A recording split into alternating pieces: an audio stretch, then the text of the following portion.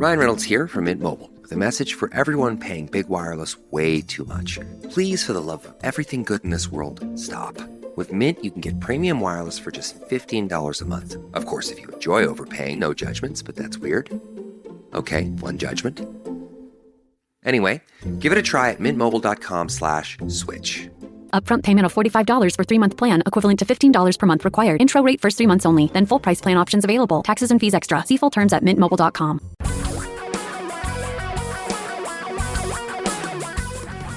Reality radio for a really great future. We're talking real money. Money has been dominating the news this past week. Boy, we got a lot of money-oriented news stories, from stocks going down to people who are special getting a better college education for their children.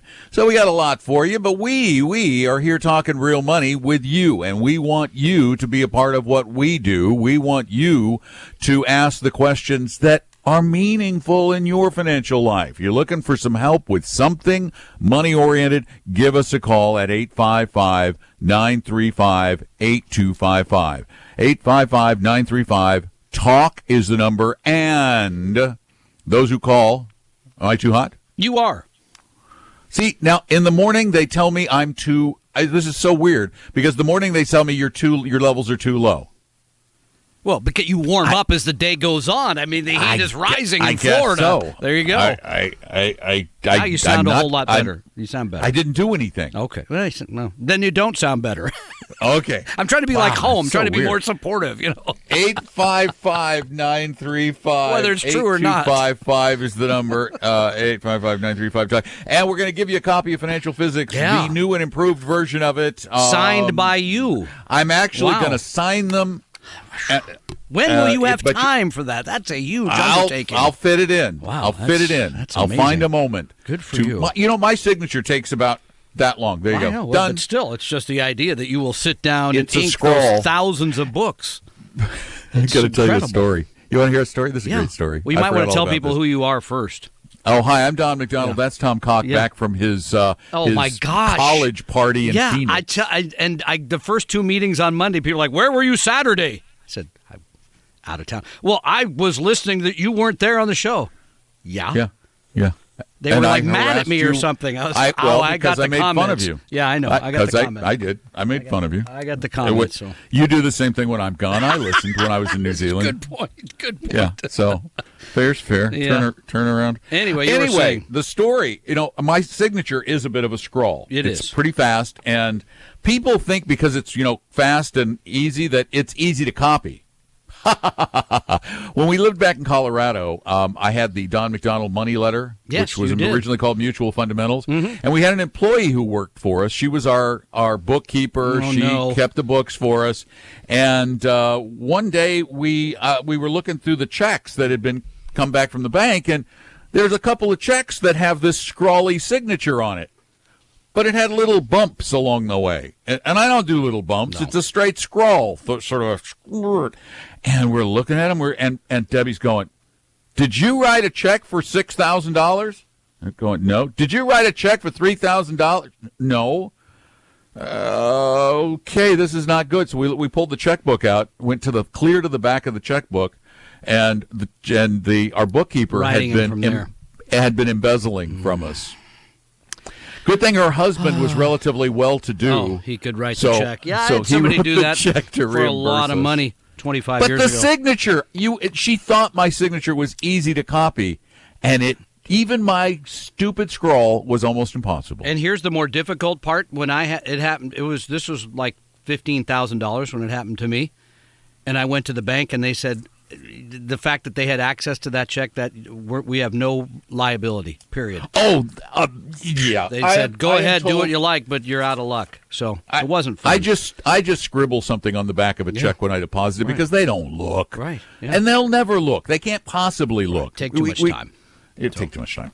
Anyway, 855-935-TALK is our phone number, 855-935-8255. There are a couple of big money-oriented news stories during the week, but probably the biggest of them all was that horrific crash of Ethiopian Airlines in Africa that led to the grounding of a whole bunch of Boeing 737s.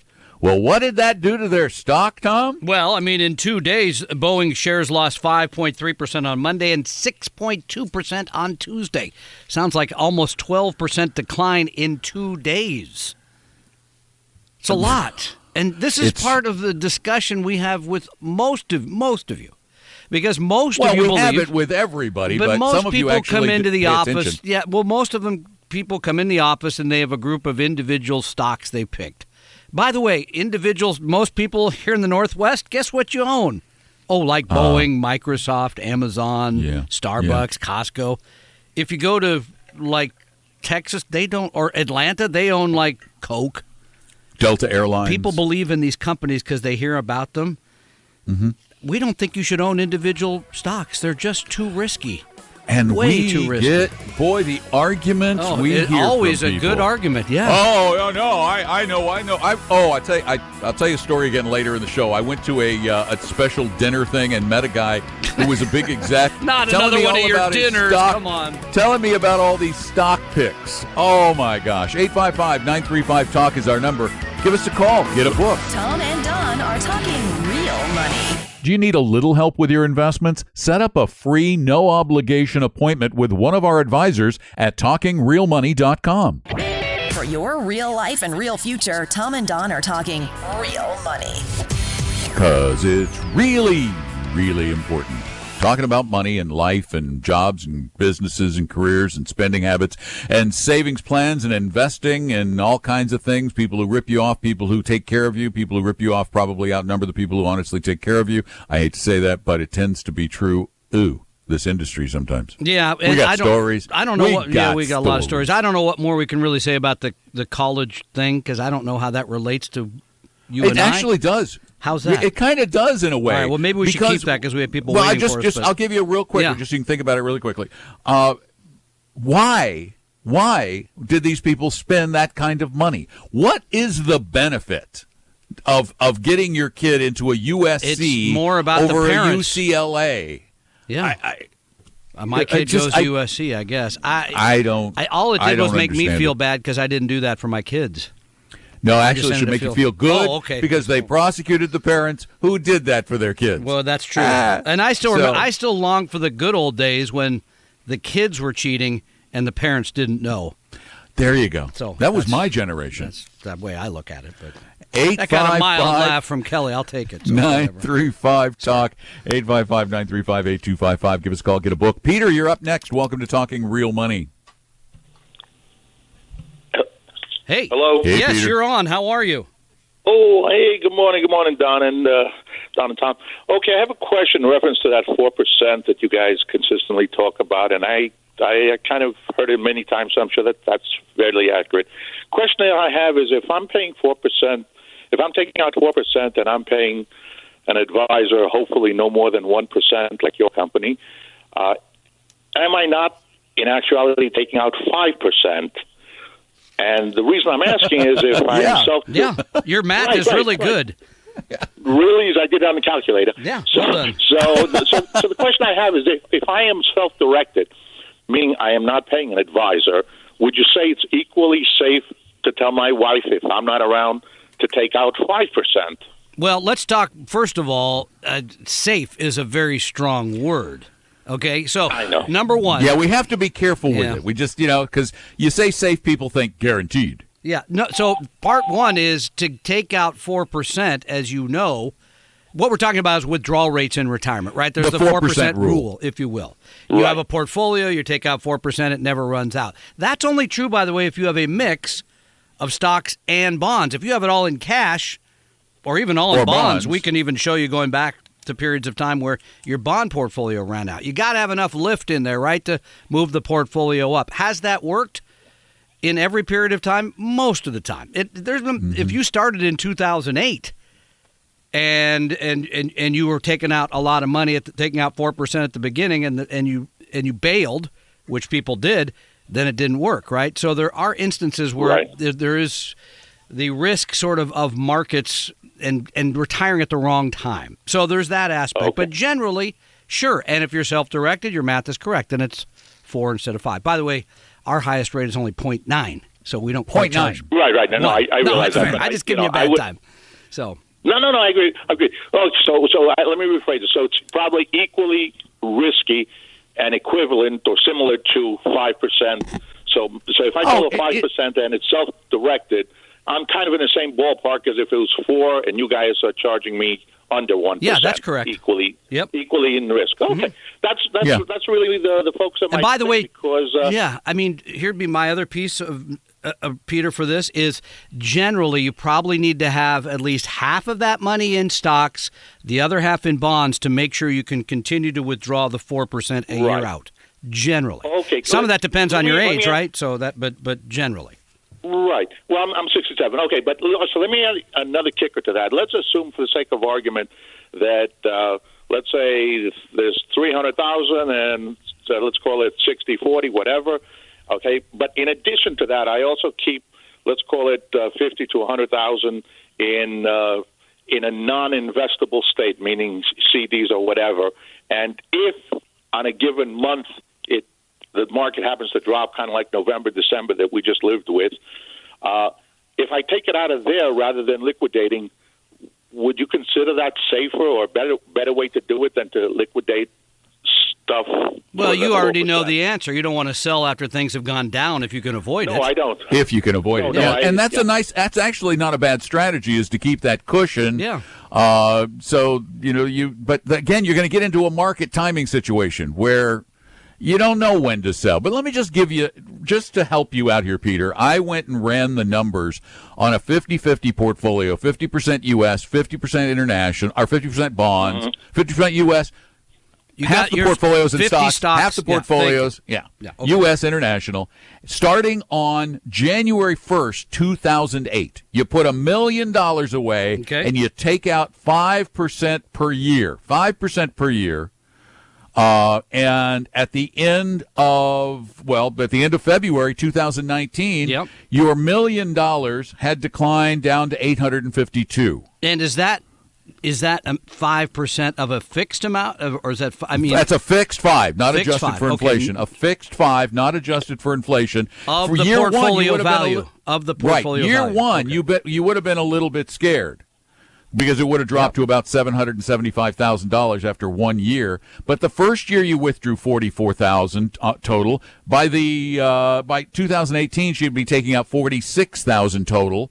So it would take, even at 5, and assuming we have another big bad market like that, the chances of her running out of money in her lifetime are not particularly large. They're pretty small.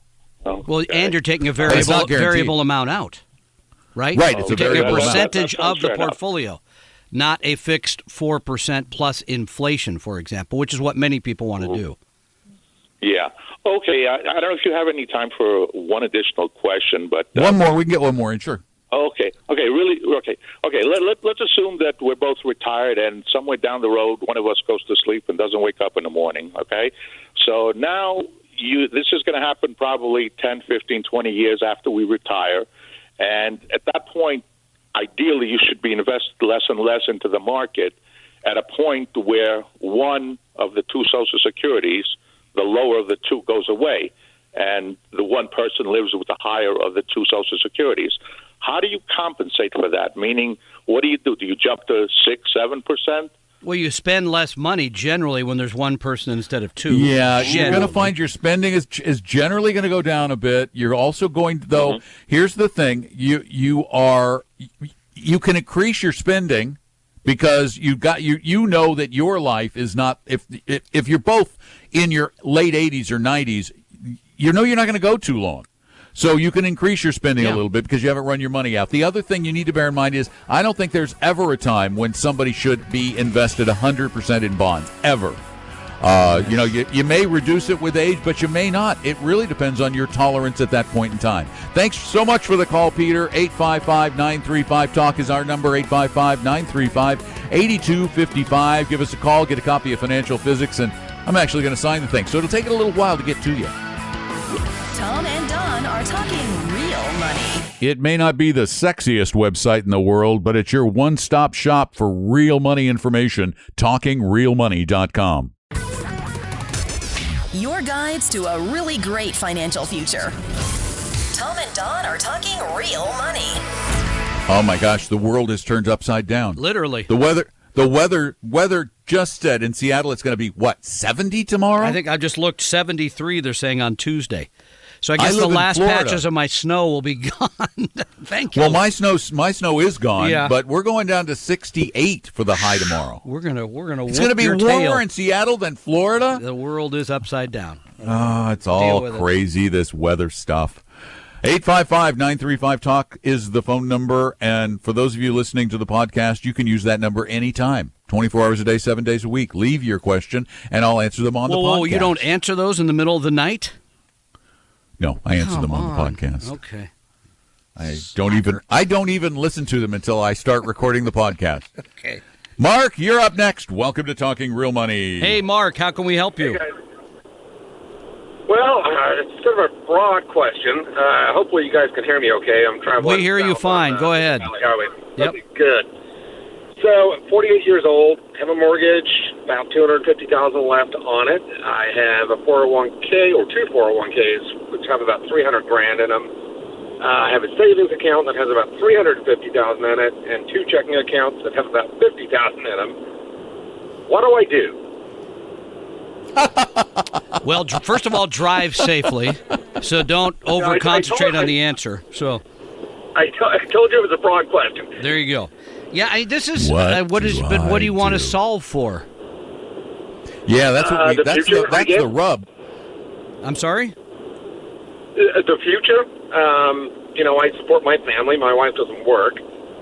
So, what do I do? How many more years are you willing to work? I guess as many as it takes is really the answer.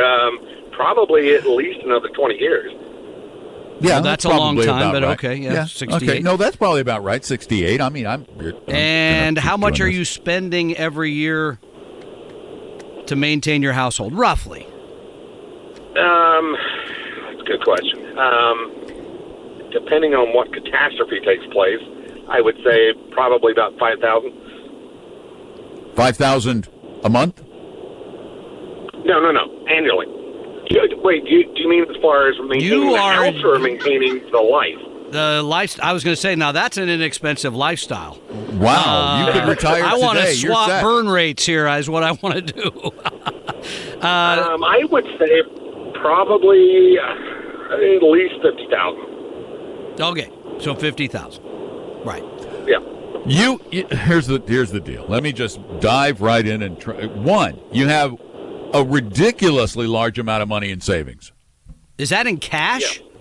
Yeah. That's all in savings. Oh my goodness! Yes, that's so you have $400,000 of liquidity. That is way too much liquidity for anybody, anywhere, anytime. That is money that you're guaranteed to lose money on. It's just an absolute guarantee. I think you need to have about 6 months, maybe a year in your case, of expenses. So we're talking maybe $50,000 or $60,000 in a liquid account like a savings account. You don't need $100,000 in checking. Connect your savings account to your checking account so it replenishes in an emergency. Then take that $300,000 or more and get it invested for the long-term future. You said you're going to work for 20 years. And then also with the 401ks, either take the old 401k and roll it into the new one, or take the old one and roll it into an IRA, and make sure if you're truly going to work another 20 years that it's mostly in stocks. I'm not going to tell people what their stock to bond, but I'd say 70% in stocks, 30% in bonds. I know he can find out his That's true. approximate stock to bond ratio. Go to Talking Real Money and take our free risk quiz. That's going to tell you what your risk tolerance looks like so that you know how to best invest this for the long term, because the more risk you can take, risk and reward are linked to each other, not crazy risk, but I guess I should say volatility and reward are linked to each other. The more volatility you can suffer through in your portfolio, the more money you are likely to have when you retire. And I think I also heard you maybe asking about your mortgage. We're not fans of paying down a mortgage early for a variety of reasons, most of which include the fact that if you have a low interest rate on the mortgage, you probably make more money in another account. So that would not be a strategy either. 855-935-TALK is our number. Give us a call. Tom and Don are talking real money. Do you know what your investment risk tolerance is? Take our free no-obligation risk quiz at talkingrealmoney.com.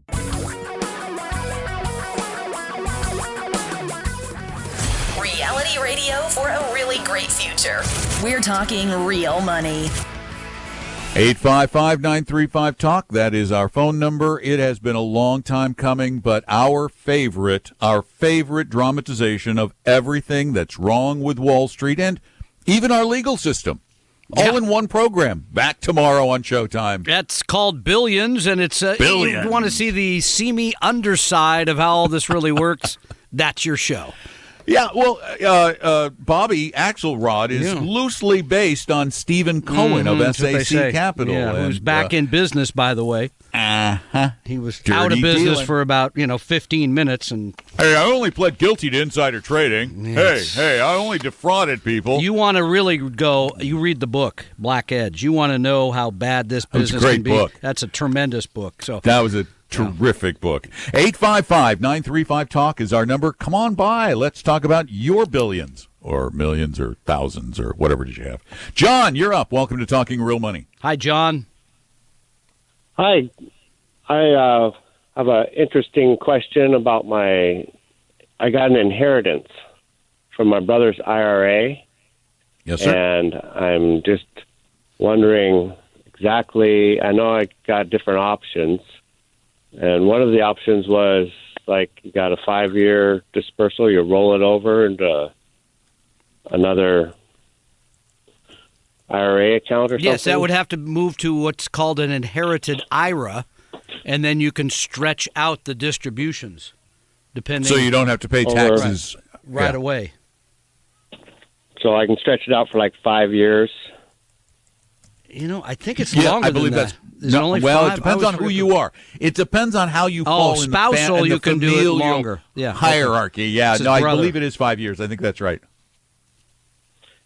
Okay, and he was with you guys. He loved you guys. Just to let you know, a plug. And, he just one of our passed clients. Away. It's 60. Unbelievable. Yes, I know who we're talking about here, and we had the privilege of seeing him just a few days before he died, and he was, as he always was, a kind, interested, involved person. We actually had a client event, and he was sitting about 2 seats down from where I was speaking. Wonderful guy, and I love the company. Very much so, I really feel your loss deeply. I'm sorry. And you know that we'll help you out with this. Any help you need, right? Yeah. All right. Yeah, whether you hire us or not, just because you're family and we'll help you. Doesn't matter. Thank you, John. Thank you very much. Thanks so much for calling. Thanks so much. We really appreciate it. He was that guy. Yes, it was 60. He had That's just so come young. to a client event, and he was just he was gregarious. I mean, he literally sat about 2 seats down from where I was introducing the talk. Mm-hmm. And he was just always just upbeat, happy, just one of those people. So when we found out, I was just absolutely floored. That's the exact age my dad died, too. And boy, I tell you, when I hit 60, it was like, oh, no, I'm not ready yet. Yeah. But I didn't go. I stuck around, so I'm still here. That's good. By the way, just to finish the thought for John. Isn't that good? Yeah, I guess it is. Yeah, I'm still trying to talk about our client. But at the end of the day, by the way, yes, you can take that money. You don't want to take it all out today unless you have to spend it because you're going to pay tax on all of that, right? Number 2, you can take that. You have to open an inherited IRA in the same custodian where the money was. Then once that money gets moved to that new custodial inherited IRA, you can then move it to anywhere you like. And as you know, if you're going to do this on your own, we're going to recommend go to Vanguard. And if otherwise, you find somebody to help you with it. And if you don't know anything about investing, then that makes sense. So, yeah, just double checking. Yeah, I don't. You can take it over your life expectancy. That's what I too. thought. Okay, I didn't know where the 5 years came from, but it's 5 years or over your life expectancy.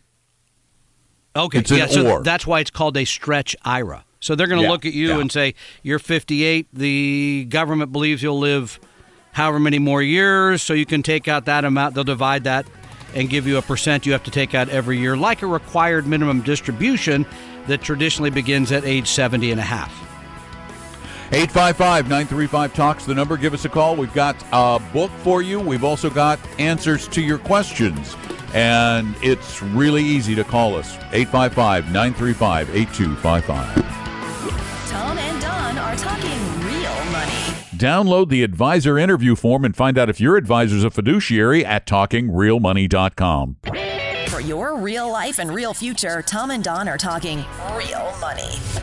And speaking of money, tomorrow, not only do we have billions to look forward to, which is all about money, but we also have the premiere of the Elizabeth Holmes Theranos documentary. Oh, that's tomorrow on HBO, Alex right? Gibney, yeah. You read the book. I'd love to read that book. The Inventor Out for Blood. Yeah, what was the name of that book?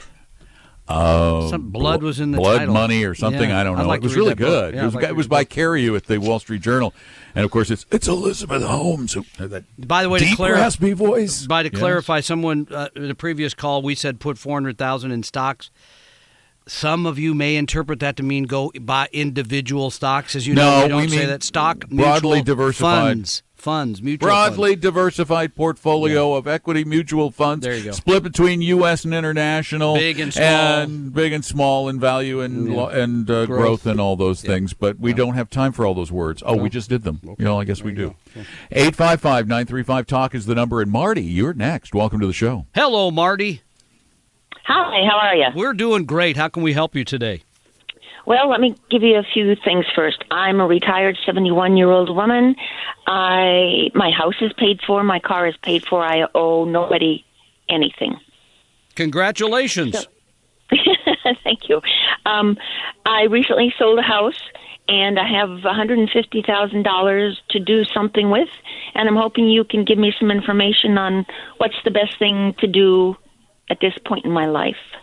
Party, Marty. Tomorrow is St. Patrick's Day. Let's get come together. On, you're out of debt. Let's we got just green have a big beer. party. We got, green chips. We got, come on. No. And she's got greenbacks. There you go. That's perfect. Right. Yeah. And you're going to have enough to go with the corned beef and hash, right? With $150,000, you don't have to scrimp. Ain't no doubt. Right. Now, Tom is going to give you some advice, but first we need to ask a couple of questions. One, What do you want this money to do for you? I wanted to balloon into $10 million. Okay. I don't know. Well, I have an easy fix. I have an easy. Whoa. No, now that. So you want to make a lot of money with no risk. Welcome to America. I thought at my age, and I'm retired, that I could drop dead tomorrow. So that's why I'm calling you to get some advice. Well, okay, so we're being a little facetious here, but the reality is but the question is correct. The $150,000. Do you need it to pay the bills anytime in the next 25 years? I don't think so. Okay. Do you have relatives you'd like to leave the money, or a charity you'd like to leave the money for? Or is there some? That's what Don was trying to get to, the purpose of the money. Well, sure. If I don't need it, I'll leave it to children and charity. Yes. Okay. Well, here's the rub. You need to decide whether you want to keep it absolutely safe, or to make more money, you are willing to accept some degree of volatility. Times when the value of your portfolio will go down and you won't be able to do a darn thing about it. No matter what anybody tells you, there is no way that you can duck when the market starts falling. You just have to write it down and then write it back up again. There is no other option. So your choices are no risk and make literally no money. Yeah, you may get a return, but after inflation, you won't have much, if anything. That's right. So I understand that. The correct answer is probably to build a portfolio that is somehow split between equity mutual funds and high-quality, shorter-duration bonds. And can you do this on your own, or do you need help from someone to do it for you? Well, I mean, I'll ask you a question. So, because if you're going to do it on your own, I'm going to give you 2 mutual funds. Vanguard. 2 Vanguard funds. You'd simply go open an account at Vanguard. You'd move the money over there. You'd buy the two funds. But okay. But when you do that, see, this is the trick to doing it on your own. You have to absolutely know deep inside your heart that there is no way when the stock market goes down, you're going to say, "Oh, I think I better get out." No, I know about that. No, okay. I have other investments, and I don't panic. Give her the two funds, well, Tom. then here would be our suggestion. Again, go to Vanguard.com, open an account. It would just be a regular taxable type of account. This is money that is not qualified in any way, right? Just a regular brokerage account. Then, perhaps, and again, this is where the tricky part is, how much in the stock mutual fund and how much in the bond one. But if you just wanted a balanced type of approach, you could hold 60% of the money. Don can run the number. 50%. I'd probably go 50-50. 50% of, well, that number I can do. That's $75,000 then goes into the Vanguard Total World Stock Index, VTWSX.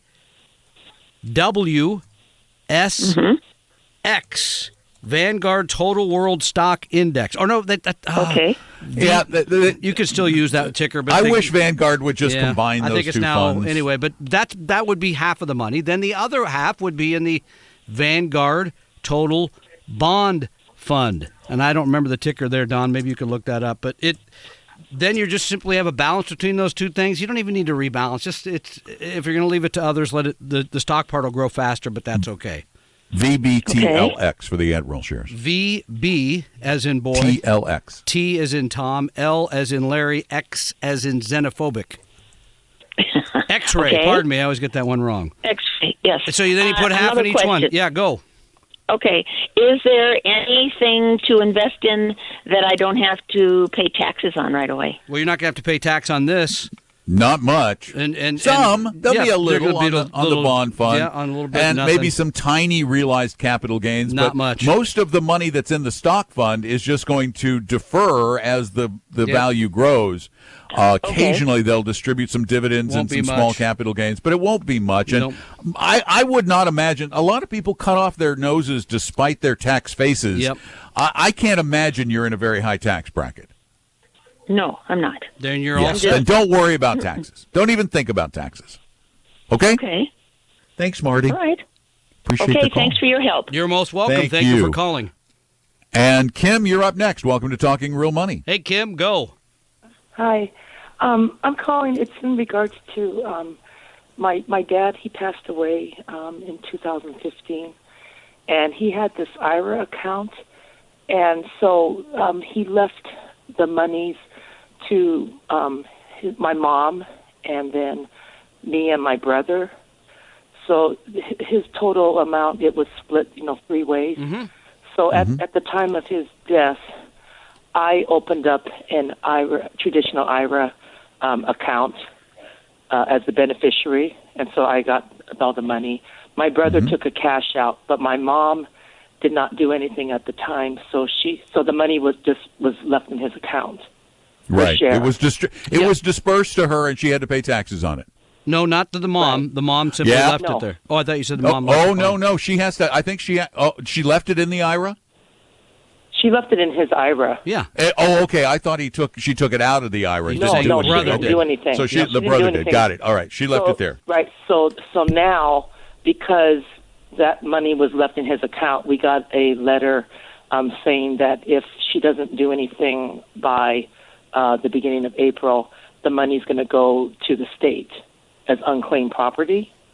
Oh, it's call the all custodian. All she has to do is just call the people who are holding the account. Move it over to her own IRA. She could take it as or move it to her own IRA or something. But all you have to do is make contact with them, and they'll note that they just think these states. This is a windfall for the states. They think that if you don't do something over a period of time, you've actually abandoned the money, and they get to take it for a while, and then they give it back to you without interest. It's a dirty trick the states play on us. But have your mom call the custodian. Tom and Don are talking real money. Tom and I believe in helping everybody become a better investor. That's why we offer lots of free knowledge at TalkingRealMoney.com. Your guides to a really great financial future. Tom and Don are talking real money. There is so much about money that women need to know, and they tend, although I'm being very general, they tend to not be as informed about financial issues as men are in this country, and you owe it to yourself and your family to really get an education about how you should deal with it as a woman. That's why Barb Devereaux from Vestry is teaching a class called Female Financial Fundamentals at our education center in Bellevue. It includes lunch, so you get a lunch. It's on the 20th of March at 11:30, so sign up. There are only 5 tickets left. Get yours right now at TalkingRealMoney.com, TalkingRealMoney.com. We hope you realize that the information provided on Talking Real Money is for educational and hopefully enjoyable purposes only. Providing personalized financial planning or investing advice takes time, so please consult with a really good fee-only fiduciary investment, tax, or legal advisor. We know a good one. Investing must always involve risk. In other words, you can and probably will lose money at times. Also, as much as you want it, no one can accurately, consistently predict the future. So past performance doesn't tell you a darn thing about what the future will bring. Unlike many other programs that say something similar, Talking Real Money is not trying to get you to buy or sell any financial products or securities. Instead, the program is provided as a public service by Vestry, a fee-only registered investment advisor. Thanks for listening, and please visit TalkingRealMoney.com for more information and disclosures. That's a wrap.